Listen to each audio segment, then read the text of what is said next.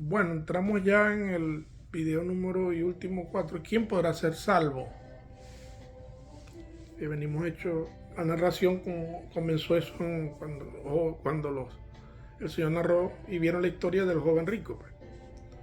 Entonces decíamos que en la nueva regeneración del hombre, en el nuevo nacimiento como tal, espiritual, es cuando Dios comienza verdaderamente, es cuando el hombre comienza verdaderamente a adorar a Dios en espíritu y en verdad. Antes es imposible, no hay forma. Podemos amar de forma humana, que es un amor egoísta, condicionado, te amo si me amas, te quiero si me quieres, te doy si me das.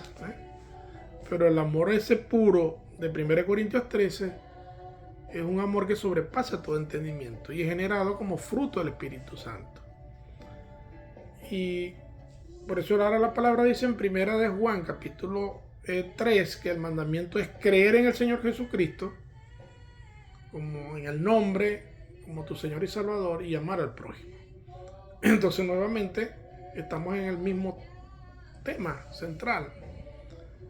Para poder creer tenemos que creer como dice la Escritura.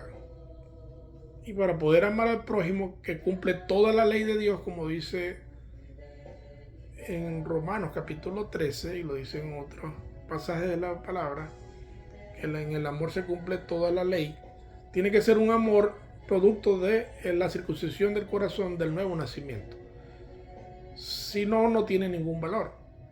Por eso es que las obras religiosas que no son generadas producto como fruto del Espíritu Santo, que se manifiestan en esas nueve virtudes, son trapos de inmundicia delante de Dios, no son olor agradable, fragante delante de Dios.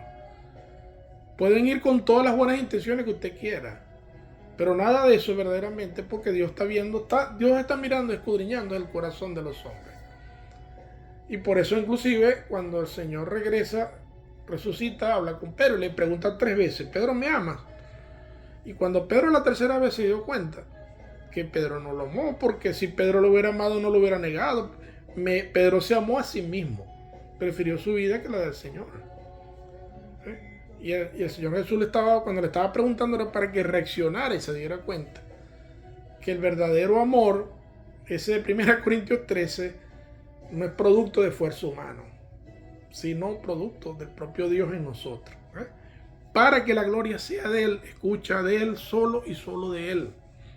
Y ni tú ni yo nos abroguemos méritos creyendo que con oblaciones, ¿verdad?, en la carne, etcétera, estamos agradando a Dios. No, estamos estamos en total rebeldía contra Dios, lo estamos retando a Dios.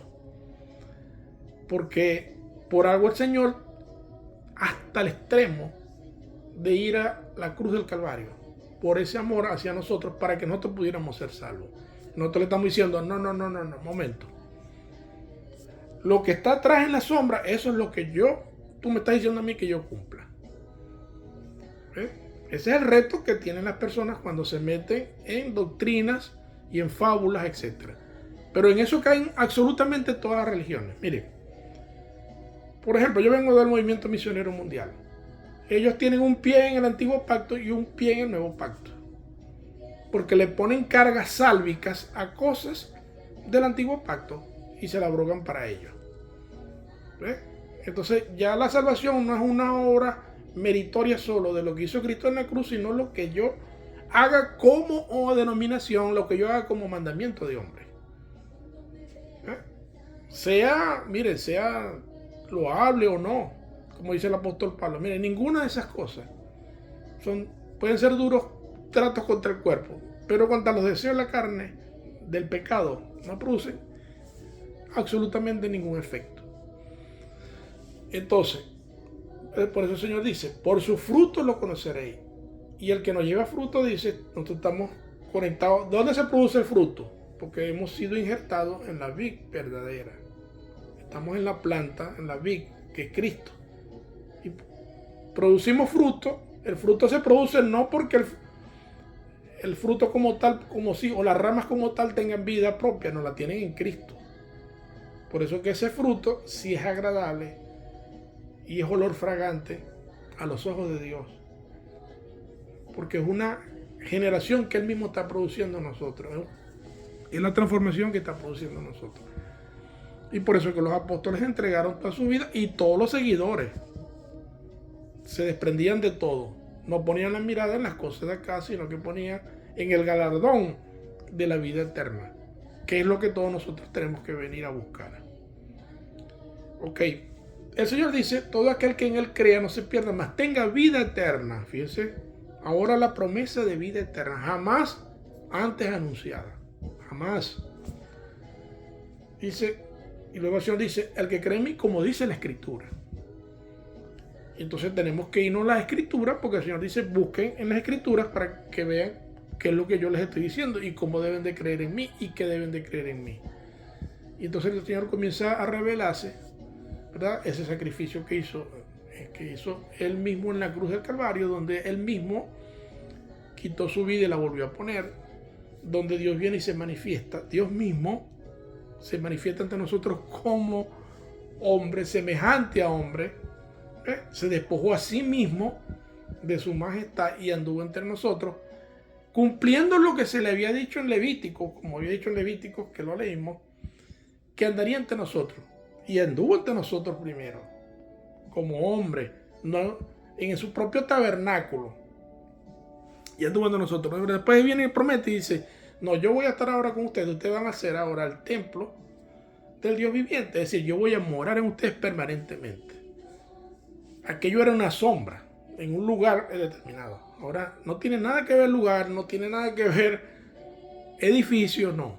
Nosotros somos templo y morada cuando hemos nacido de nuevo y Dios viene a morar en nosotros y a manifestar ese fruto del Espíritu Santo hacia los demás. Y ese fruto es hablar la palabra, llevar el evangelio de la salvación, de las buenas nuevas de salvación, de ese nuevo pacto que Dios hizo permitiendo que derramáramos su propia sangre. En eso se basa la salvación y la vida eterna, y en divulgar eso. Que el que verdaderamente crea y permite la transformación será salvo por la obra redentora de la cruz del Calvario. Porque en la cruz, como está escrito en 1 Corintios capítulo 1, está la redención, la justificación, la santificación y nuestra redención final por haber creído. Y en debilidades sí, nosotros todos andamos en debilidades. El Señor dijo, en esas debilidades yo voy a perfeccionar y voy a manifestar mi gloria. ¿Para qué? Para que ninguno nos gloriemos. Entonces por eso es que lo único nuestra función es llevarle la verdad del Evangelio. Que venir a Cristo y hay que nacer de nuevo en agua y espíritu. Esa es nuestra función primaria, fundamental. ¿Verdad? Y por eso cumplimos los mandamientos de Dios. Guardamos los mandamientos. Porque hemos guardado su palabra. La hablamos, la explicamos, la anunciamos a todos. De que la salvación es la obra redentora de Cristo Jesús en la cruz del Calvario. Dios mismo que anduvo entre nosotros. Ordenándonos a todos que nos bauticemos en agua y espíritu para que haya un nuevo nacimiento. ¿Verdad? Llevando fruto del Espíritu Santo, que es el amor al prójimo. Y ese amor se manifiesta tangiblemente. Esforzándonos por llevarles la palabra, enseñándoles la palabra, dedicándonos a eso, dándoles las instrucciones que están para que cada uno se convierta en discípulo del Señor y sea multiplicador del mensaje de la palabra de Dios entre nosotros. Eso es cumplir y guardar los mandamientos del Señor en este nuevo pacto para poder tener la vida eterna. Fíjense que nosotros, como tal la vida, la hemos dejado. Nos dedicamos a esto prácticamente totalmente. Y todas aquellas cosas que para nosotros eran importantes en la vida, nuestras profesiones, nuestras posiciones, nuestros cargos, etc., pasaron todo a un segundo plano. Y ahora toda la mirada está puesta verdaderamente en esa palabra que tenemos que llevársela a cada uno de ustedes. A costa de lo que cueste. Normalmente, la respuesta que el Señor nos dijo, cuando ustedes divulguen mi nombre, que es sobre todo nombre, en el único nombre sobre el cual hay salvación, ustedes van a ser aborrecidos. Pero como nosotros lo hacemos por amor ágape, nosotros no esperamos ni recompensa, ni que regresen palabras bonitas, ni que sea agradable la respuesta que tengamos. No, no. La respuesta, nosotros, nuestra función y misión es llevarte la palabra porque es el Espíritu Santo el que usa la palabra y la usa como espada. ¿eh?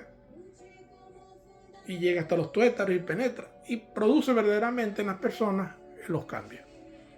Por lo tanto, te llevamos con mucho amor, ágape, estas palabras cada día para tu meditación, tu discernimiento y para que verdaderamente sea parte de tu vida y te des cuenta que la mirada tiene que estar siempre puesta en el autor de la vida, al cual todos llevamos a la cruz.